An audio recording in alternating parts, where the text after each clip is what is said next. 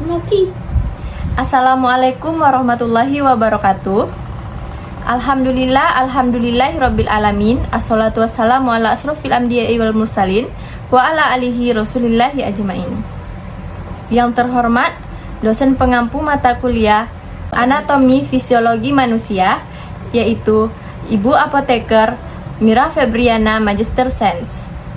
Baiklah, dalam kesempatan ini izinkan saya untuk memperkenalkan diri terlebih dahulu. Perkenalkan, saya Mira Aisyah dengan NIM 2201213 sebagai moderator, dan rekan saya Diah Putih Azara sebagai pemateri pertama, Ervina Ramayani sebagai pemateri kedua, Widya Putri Dayuri sebagai pemateri ketiga, Khairotunisa sebagai pemateri keempat, Fania Nafisa sebagai pemateri kelima, Trinur Fitriani sebagai pemateri keenam, dan yang terakhir ada Mutia Wildana Zahra sebagai pemateri terakhir. Baiklah, langsung saja kita masuk ke materi kami, yaitu materi kelompok ke-6 dengan judul Sistem Saraf Pusat dan Sistem Saraf Otonom. Kepada rekan-rekan saya, dipersilakan untuk memaparkan materinya masing-masing. Kepada rekan-rekan saya, dipersilakan.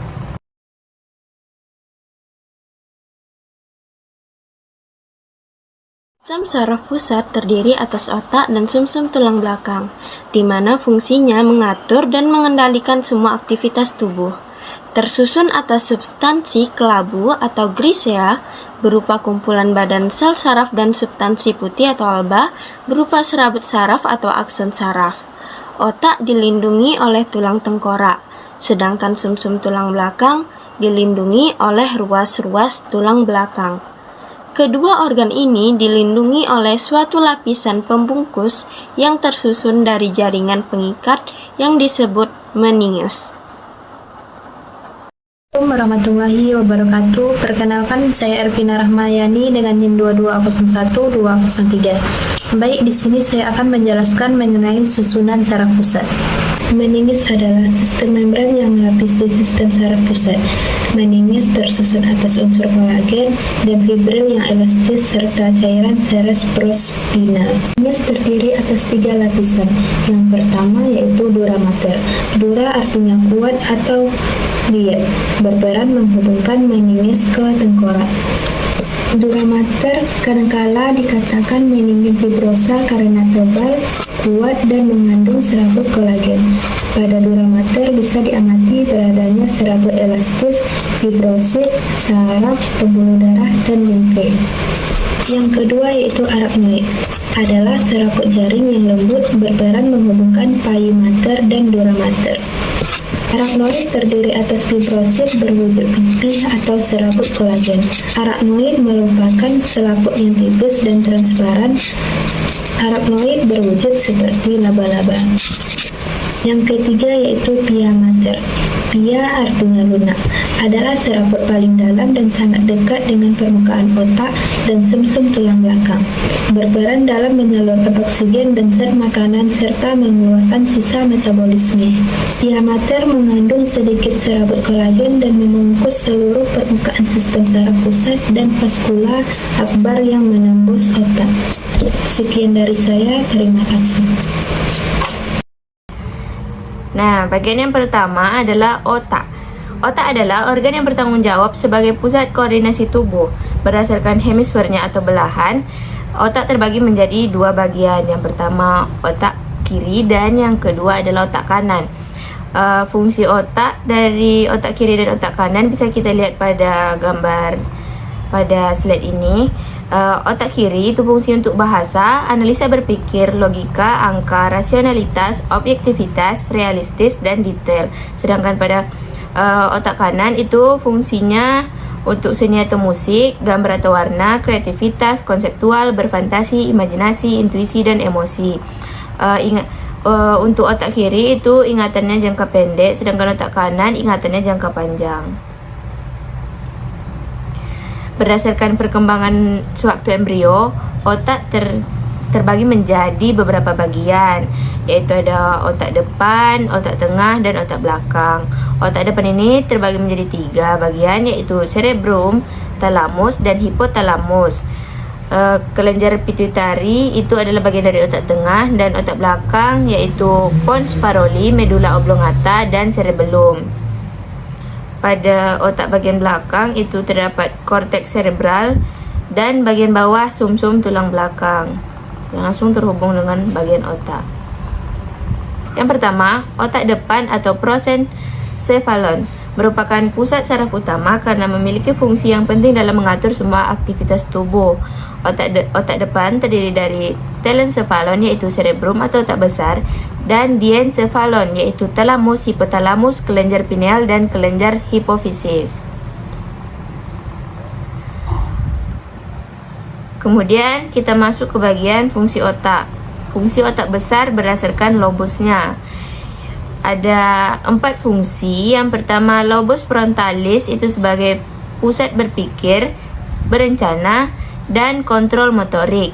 Yang kedua yaitu lobus temporalis sebagai pusat pendengaran, dan yang ketiga lobus occipitalis sebagai pusat penglihatan, dan yang terakhir adalah lobus parietalis sebagai pusat indera perabaan, indera pengecap, dan rasa sakit.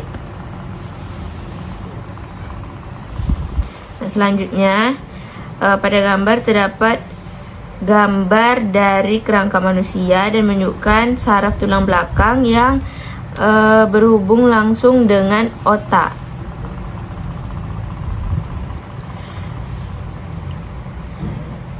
Seperti pada gambar, lobus frontal itu berwarna biru. Digambarkan pada gambar ini berwarna biru, lobus parietal bagian yang berwarna kuning, lobus occipital pada bagian merah, lobus temporal bagian hijau, dan yang coklat itu adalah otak kecil atau cerebellum. Pada bagian bawah otak kecil terdapat batang otak. 2. Otak tengah atau mesencephalon. Pada otak tengah terdapat bagian-bagian yang mengatur gerak bola mata dan mengatur pendengaran. Otak tengah berfungsi menyampaikan impuls antara otak bagian depan dengan otak bagian belakang, dan antara otak bagian depan dengan bagian mata. 3. Otak belakang atau rhombesencephalon. Otak belakang terbagi menjadi 3 bagian, yakni yang pertama adalah otak kecil atau cerebellum, yang kedua adalah pons faroli, dan yang ketiga adalah sumsum lanjutan atau medula oblongata. Hubungan antara mesencephalon, pons faroli, dan medula oblongata disebut sebagai batang otak. Bagian-bagian otak belakang atau rhombesencephalon yang pertama adalah pons faroli atau jembatan Farol, merupakan jembatan penghubung bagian-bagian dari otak. Yang kedua adalah medula oblongata atau sumsum lanjutan, yaitu merupakan penghubung otak ke sumsum tulang belakang yang fungsinya mengatur denyut jantung, tekanan darah, frekuensi pernafasan, produksi ludah, gerak alat pencernaan, batuk, dan bersin. Dan yang ketiga adalah cerebellum atau otak kecil, yaitu sebagai pusat keseimbangan dan koordinasi gerak. Sumsum tulang belakang atau dengan nama latinnya ini adalah medula spinalis, merupakan bagian dari susunan saraf pusat yang terletak di dalam ruas-ruas tulang belakang yang memanjang mulai dari ruas urat leher hingga ke ruas tulang pinggang yang kedua, di mana sumsum tulang belakang ini dapat terjadi secara sadar maupun tidak sadar. Sumsum tulang belakang terdiri atas 2 lapisan. Lapisan yang pertama pada sumsum tulang belakang ini terdiri atas dendrit dan neurit, di mana neurit merupakan badan sel yang berfungsi untuk mengirimkan sinyal, sedangkan dendrit merupakan bagian neuron yang berfungsi untuk menangkap rangsangan dalam bentuk impuls dan mengantarkannya ke akson. Kemudian, lapisan pada sumsum tulang belakang yang kedua itu adalah lapisan bagian dalam, di mana lapisan dalam pada sumsum tulang belakang ini berwarna abu-abu dan menyimpan banyak sekali sel saraf.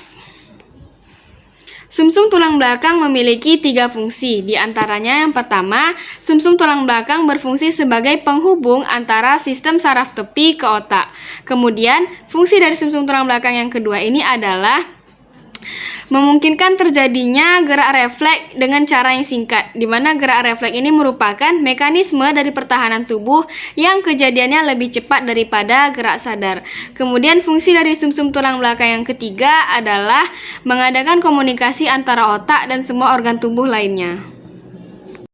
Masuk yang kedua, yaitu penjelasan tentang sistem saraf otonom. Sistem saraf otonom bergantung pada sistem saraf pusat, dan antara keduanya dihubungkan urat-urat saraf aferin dan eferin. Juga memiliki sifat seolah-olah sebagai bagian sistem saraf pusat, yang telah bermigrasi dari saraf pusat guna mencapai kelenjar, pembuluh darah, jantung, paru-paru, dan usus. Karena sistem saraf otonom itu terutama berkenaan dengan pengendalian organ-organ dalam secara tidak sadar, kadang-kadang disebut juga susunan saraf tak sadar. Sistem saraf otonom itu terbagi menjadi dua. Yang pertama yaitu sistem saraf parasimpatik dan sistem saraf simpatik. Berikut ini adalah gambaran perbedaan fungsi saraf simpatik dan saraf parasimpatik. Saraf parasimpatik ini adalah saraf yang mengontrol homeostasis dan tubuh saat istirahat. Urat sarafnya ini menuju ke organ tubuh yang disusun oleh saraf simpatik. Saraf simpatik ini adalah saraf otonom yang bekerja di luar kesadaran tubuh. Susunan saraf simpatik ini berupa 25 pasang simpul. Berdasarkan cara kerjanya parasimpatik, pupil menyengat, memacu pengeluaran air liur, memperlambat detak jantung, menjepitkan bronkus, memacu gerak peristatik dan sekresi, memacu pengeluaran empedu, memacu kontraksi kandung kemih. Selanjutnya cara kerja simpatik. Pupil lebar, menghambat pengeluaran air liur, memacu detak jantung, melebarkan bronkus, menghambat gerak peristaltik dan sekresi, mengubah glikogen menjadi glukosa, sekresi adrenalis dan noradrenalin, menghambat kontraksi kandung kemih. Baiklah, sekian presentasi dari kelompok kami. Lebih dan kurang kami mohon maaf. Billahi taufiq wal hidayah. Assalamualaikum warahmatullahi wabarakatuh.